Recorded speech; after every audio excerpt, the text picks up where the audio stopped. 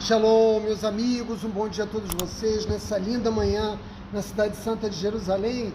Ainda é muito cedo aqui na nossa capital, por isso muitas horas nos separam de um novo Shabat na Terra Santa.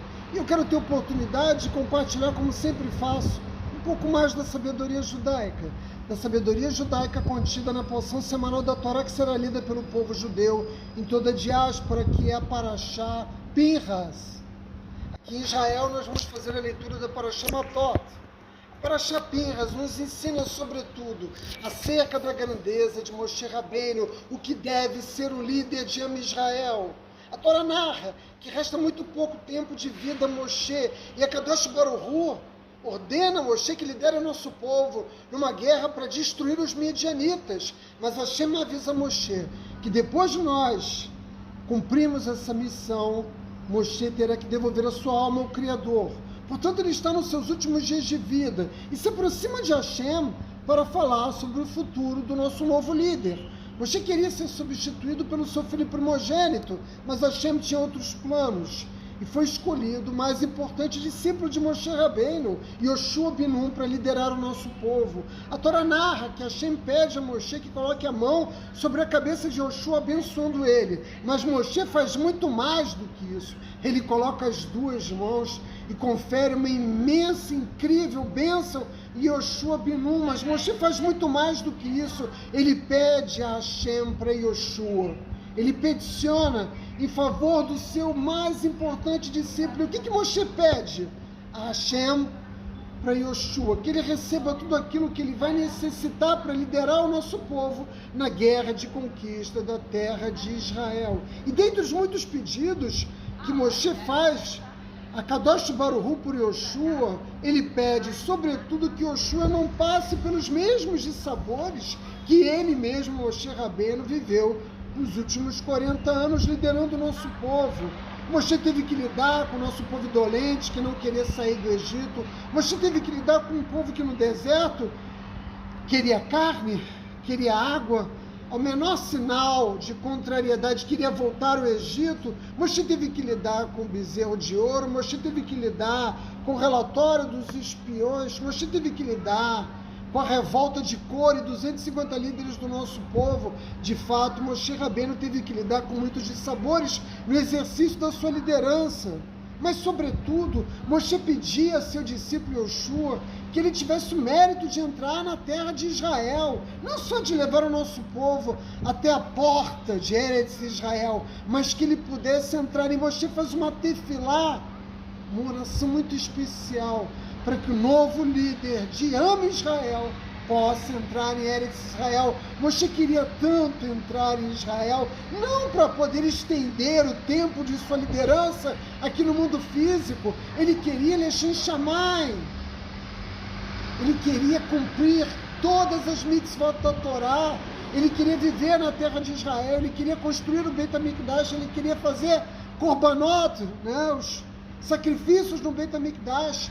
Moshe Rabbeinu tinha uma grande frustração de não poder cumprir todas as mitzvot da Torá na terra de Israel. Vejam, ele foi aos céus, lutou com os anjos, trouxe a Torá, durante 40 anos ensinou o nosso povo a Torá. Ninguém conhecia como ele a Torá e sabia a importância, o valor de cada mitzvah. A frustração de Moshe não era perder o poder do exercício de sua liderança, mas não poder entrar em Israel para cumprir toda a Torá. A maioria de nós, a grande maioria de nós, numa circunstância como essa, pensaria algo como: que o novo líder não seja tão bom quanto eu, que o novo líder não seja tão exitoso quanto eu. Se eu, afinal de contas, não pude entrar na terra de Israel, tampouco meu discípulo poderá. E talvez alguns de vocês possam pensar: não, as pessoas não são tão baixas assim, a maioria de nós não é tão mesquinha assim. Recentemente eu assisti uma entrevista com alguns jogadores da seleção brasileira que venceu a Copa de 2002. E eles contavam que, conversando com os jogadores que venceram a Copa de 94, que os jogadores de 94 revelaram a eles que eles não torciam, por aquela seleção liderada por Ronaldo Fenômeno. Por que eles não torciam?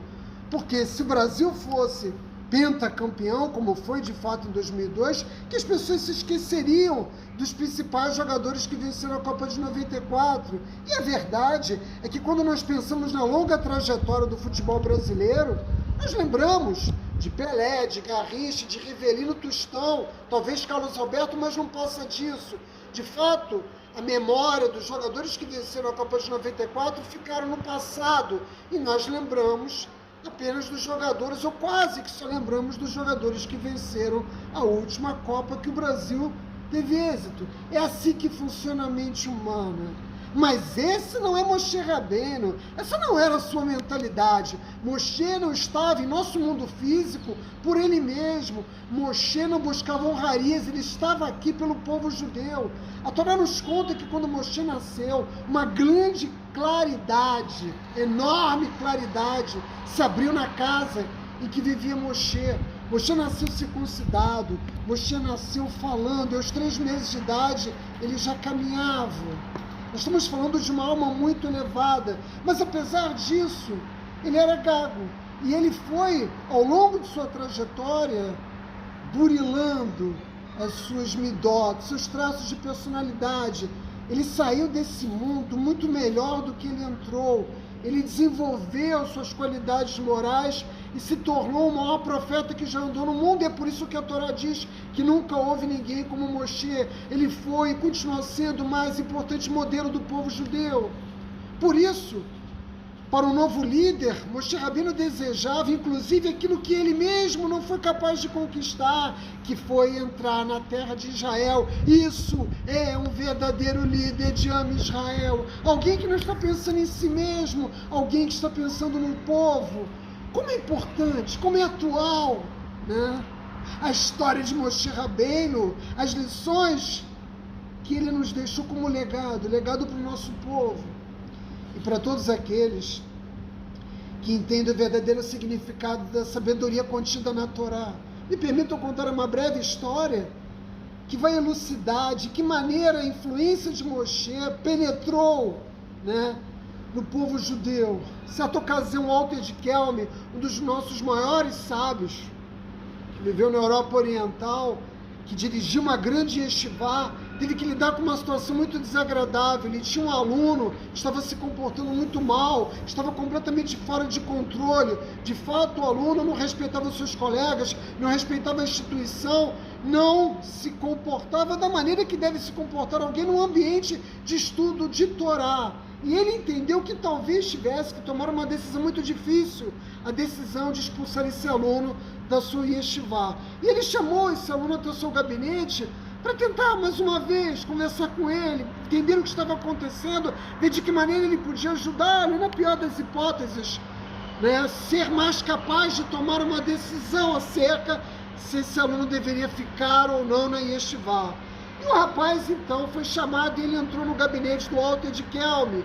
E ele se sentou para esse encontro e imediatamente passou a ter uma atitude impressionante, uma falta de respeito e consideração pelo Walter de Kelme, que foi ninguém menos do que o maior de sua geração, dizendo coisas como: o que você quer? O que você acha que pode me dizer o que fazer? A atitude desse aluno foi tão desrespeitosa que não vale a pena para mim entrar em maiores detalhes. Mas a verdade é que no gabinete não se encontrava só o Walter de Kelme e esse aluno. Havia um outro rabino que era discípulo do Walter de Kelme e disse ao rabino na mesma hora: expulsa esse aluno daqui, não há mais condições dele seguir estudando em nossa instituição. Evidentemente ele ficou chocado com o comportamento desse aluno perante o Walter de Kelme. Mas o Rav disse apenas ao aluno o seguinte: eu só queria conversar com você, e pediu ao aluno que regressasse à sua sala de aula para seguir com seus estudos. O rabino, que se encontrava com o Walter de Kelme na sala, disse: rabino, eu não consigo entender por que o senhor não expulsou ele imediatamente. Por que permitir que alguém nessas condições siga na nossa instituição, fazendo isso que ele está fazendo, insultando o senhor? E o Walter de Kelme disse ao seu discípulo: quando eu chamei o aluno aqui, eu estava preocupado com ele. Eu queria tomar a decisão que fosse melhor para ele, eu buscava o melhor para ele. E agora que ele me tratou dessa forma, me insultando, isso me irritou, me molestou. E se eu expulso ele agora da instituição, eu não vou fazer isso por ele, porque isso é melhor para ele. Eu vou fazer isso porque isso é melhor para mim, não para o bem dele, mas para o meu próprio bem, pela minha honra. Agora, eu não posso tomar nenhuma decisão com clareza, eu preciso de tempo para pensar o que é melhor para esse jovem, independentemente da desonra que acabei de sofrer. E eu repito uma vez mais, isso é um líder de Amisrael que não pensa apenas em si mesmo. E todos nós exercemos nas nossas vidas algum tipo de liderança na nossa casa, na nossa família, na nossa escola, no nosso local de trabalho, junto à nossa comunidade, no prédio onde nós vivemos, na sinagoga que nós frequentamos, e nós devemos ser muito cuidadosos para saber a melhor forma de transmitir àqueles que necessitam visceralmente, como era o caso desse aluno, receber os valores da Torá. Por quê? Porque nós nunca devemos pensar nesse momento em que estamos dando, em que somos doadores, pensar em nós mesmos, pensar em nossa honra, que no caso do Alter de Kelm foi o quê? Lesionada por uma atitude de absoluto desrespeito. Nós devemos pensar sobretudo no bem coletivo, e no caso de nós judeus, nós devemos pensar no que é melhor para o povo judeu. Por isso eu disse, quero repetir uma vez mais, nunca houve ninguém como Moshe, nunca houve um profeta como Moshe Rabbeinu. Ele foi um modelo. Nesse tempo em que nós vivemos, nunca foi mais necessário do que agora que o modelo de liderança de Moshe Rabbeinu sobre Israel reverbere no mundo, porque nós vivemos num mundo de lideranças religiosas muito baixas, de lideranças políticas muito baixas, de lideranças econômicas muito baixas, de liderança nas empresas, nos locais de trabalho muito baixo. Que nós sejamos capazes de aprender com Moshe Rabbeinu como liderar o povo judeu, nós judeus, mas que aqueles que não são judeus que consigam compreender no exemplo, no legado deixado por Moshe Rabbeinu, o caminho de como um homem preocupado com o bem coletivo, preocupado com o interesse do povo, deve agir, meus amigos. Shabbat Shalom.